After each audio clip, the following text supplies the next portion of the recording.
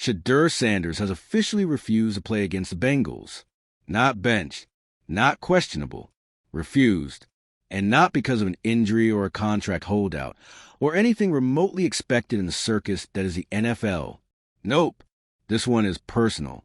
This is pride, ego, locker room loyalty, and a full-on cultural clash combusting in real time. And it's happening in the middle of the Browns' locker room like a live grenade with the pin halfway out. You can practically hear the team group chats lighting up in real time. And honestly, you get it, because this isn't just a player throwing a fit. It's Shedeur Sanders, a name that's already polarizing, already under a microscope, making a calculated, high-voltage move against the guy holding the clipboard, head coach Kevin Stefanski.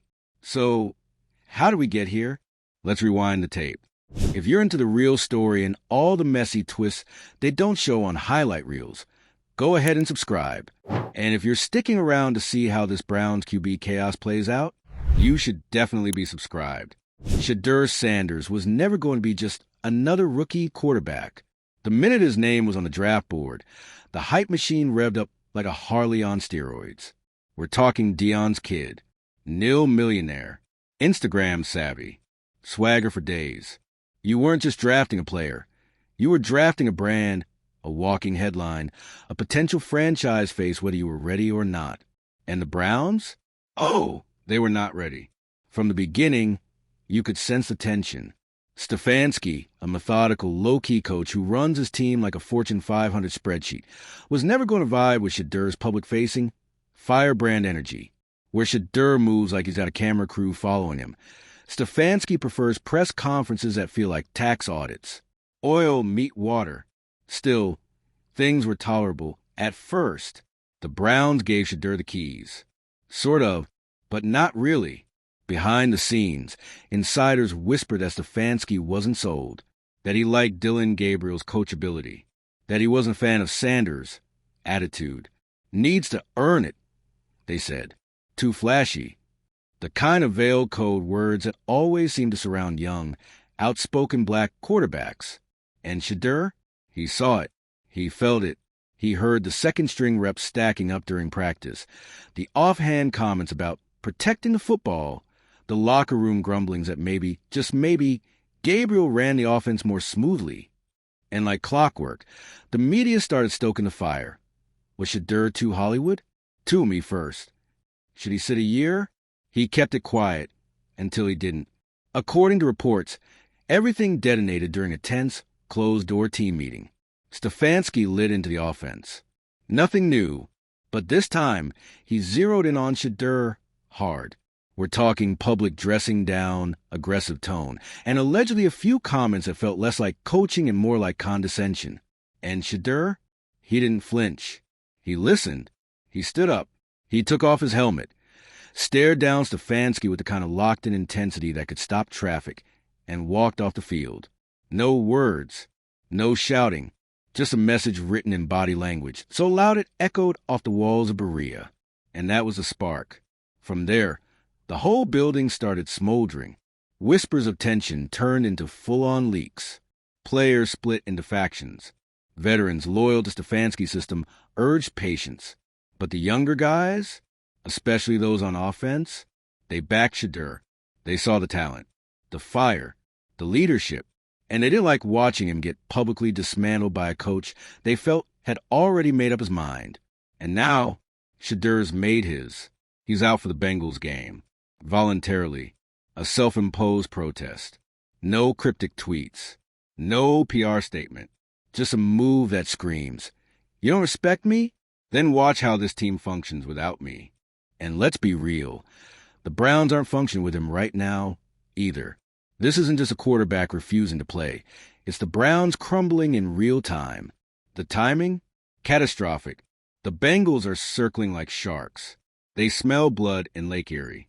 What should have been a divisional showdown is now a full-blown organizational implosion. And it's not like the front office is stepping in to calm things down. Ownership is reportedly in panic mode. PR teams are scrambling. Analysts are going full doomsday mode on every talk show in America. And the fans? Split right down the middle. Some are calling Shedeur immature, ungrateful, unprofessional. Others say Stefanski's a dinosaur who never wanted him in the first place. Meanwhile, social media is absolutely eating this up. Player empowerment versus toxic coaching culture. It's the perfect storm. Think. Cap meets Kyler meets Johnny Manziel's ghost haunting the training facility. Everyone's got a hot take. Everyone thinks they know what's really happening. But here's what we do know. This isn't just about playing time. This is about power. Who holds it? Who's losing it? And what happens when a 22-year-old quarterback forces the NFL to reckon with the truth it's been trying to ignore? The new era is here whether you like it or not.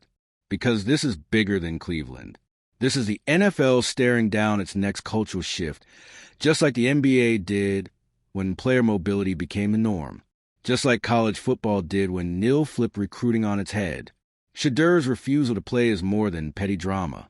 It's a power move, a warning shot, you will respect me or I'll burn this bridge myself moment.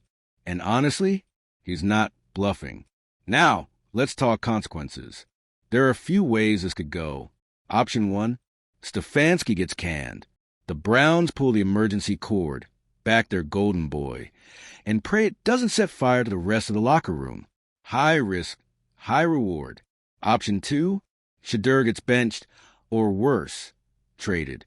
A nuclear option that would rock the league and permanently stain the Browns' credibility with future players. Option 3, a closed-door truce. A classic PR bandage. Everyone smiles for the camera, says it's all about the team, and pretends nothing happened. But that wouldn't fix the fracture, because this is already a full-blown culture war. Stefanski represents the old guard, disciplined, no-nonsense, hierarchical. Shedeur? He's the prototype of the modern athlete. Empowered, outspoken, brand-aware, and unafraid to challenge the chain of command. And now, the Browns are trapped between those two worlds. Whichever side they choose, they risk alienating the other.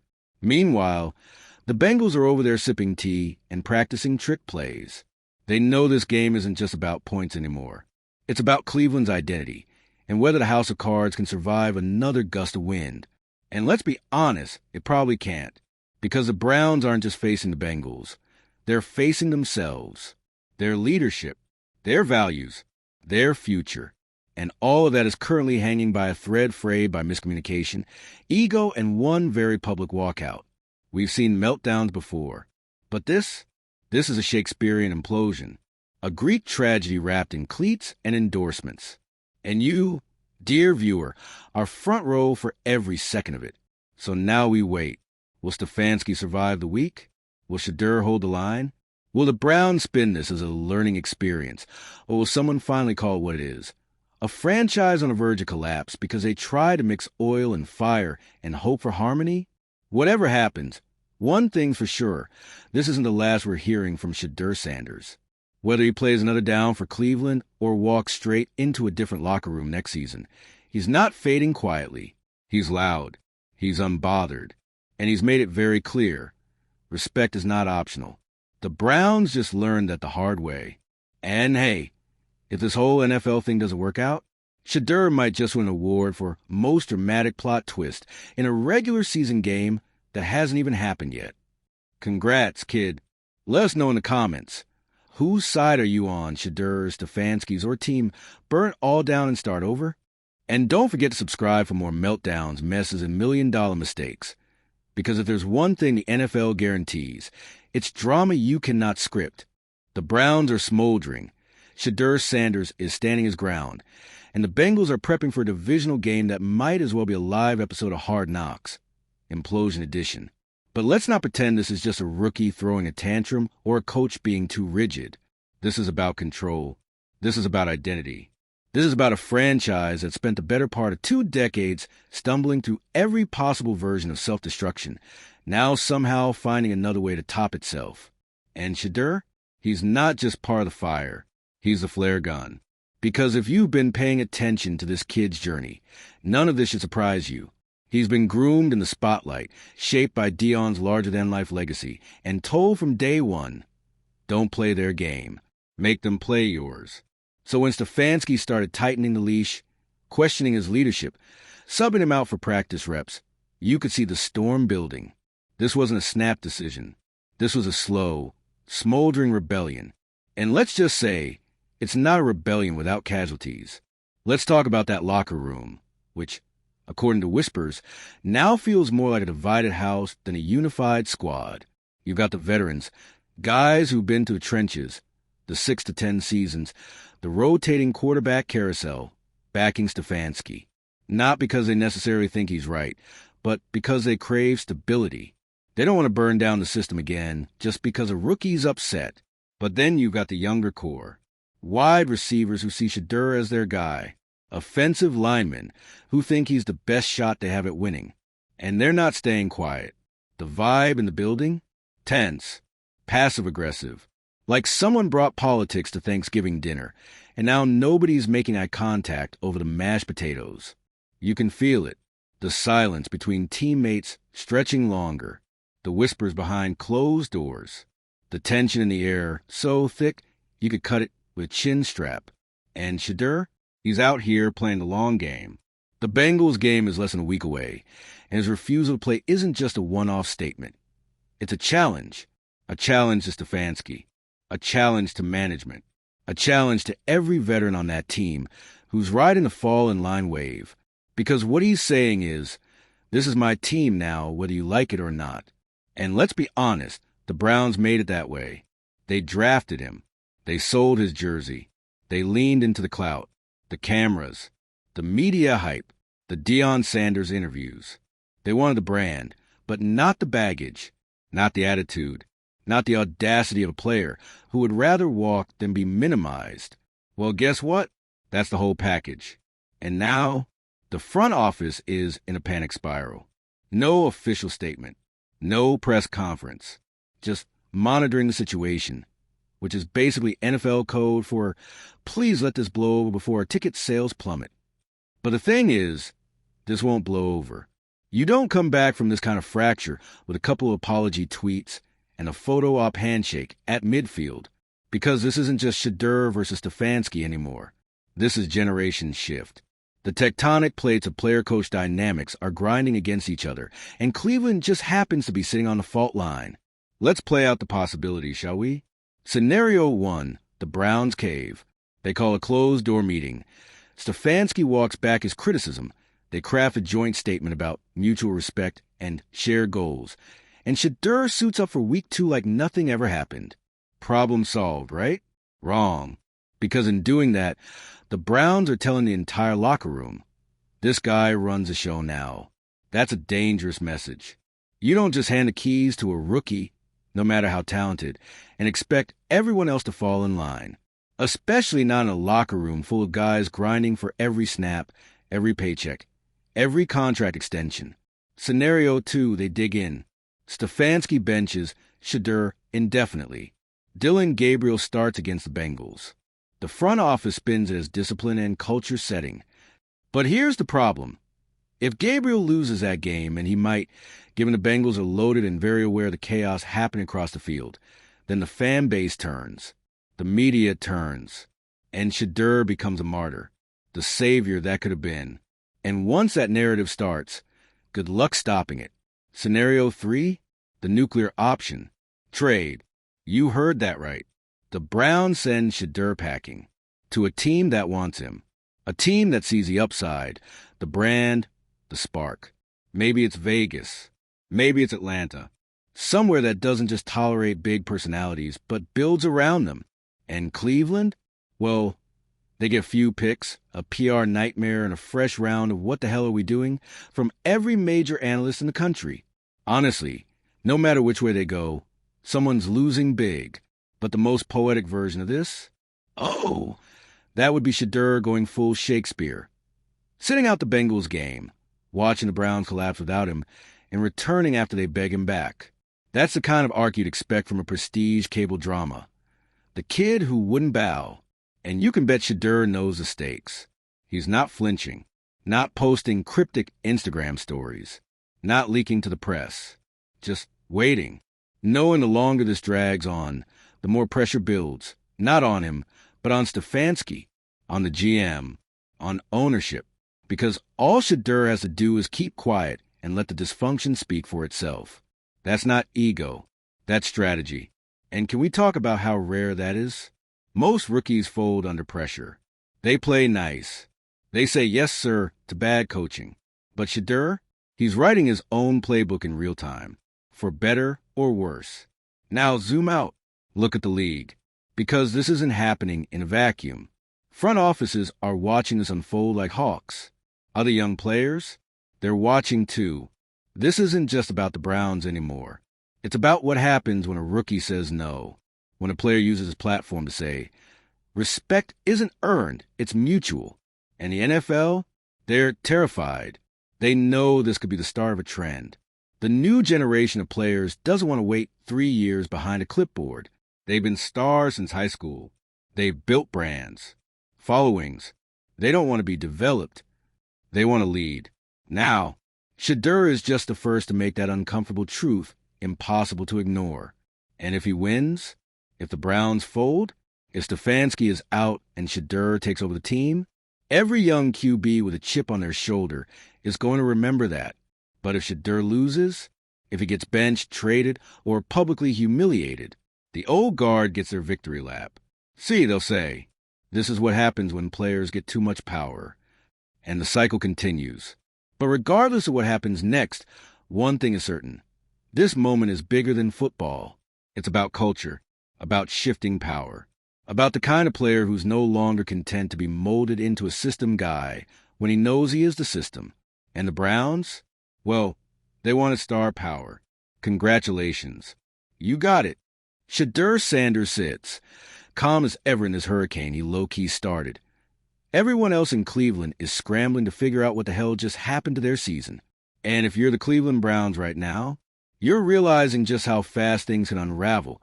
When the quarterback you were supposed to build around decides he's not here for the disrespect, not here for the dog and pony show, not here for the earn your stripes sermon from a coach who's already made up his mind. No, Shedeur Sanders isn't playing that game. And whether you love that or hate that, it's changing the way the league is watching rookie quarterbacks forever. Let's be real for a second. Shedeur didn't just walk off that practice field. He walked out of the unspoken power structure of the NFL. And when he did, he dragged the whole damn playbook behind him. Because in most situations, rookies like him get humbled fast. They get buried behind journeymen. They get told to sit, study, and stay quiet. Even the most hyped prospects get the rookie treatment. As if making millions and learning a playbook somehow turns you back into a kid in a helmet who needs to shut up and listen. But that's not Shedeur's story. He came into this league knowing exactly who he was. Not a project, not a prospect, not a placeholder, a product, an icon in the making. And that terrifies people like Kevin Stefanski. Because for coaches like him, guys who live and die by structure, hierarchy, control, someone like Shedeur is a walking nightmare. He doesn't need you to validate him. He doesn't need your system to make him shine. He is the system. And once he senses that your structure isn't about building him up, but holding him back, it's game over. Which brings us to Bengals game, the would-be proving ground that's now become a giant neon sign flashing mutiny.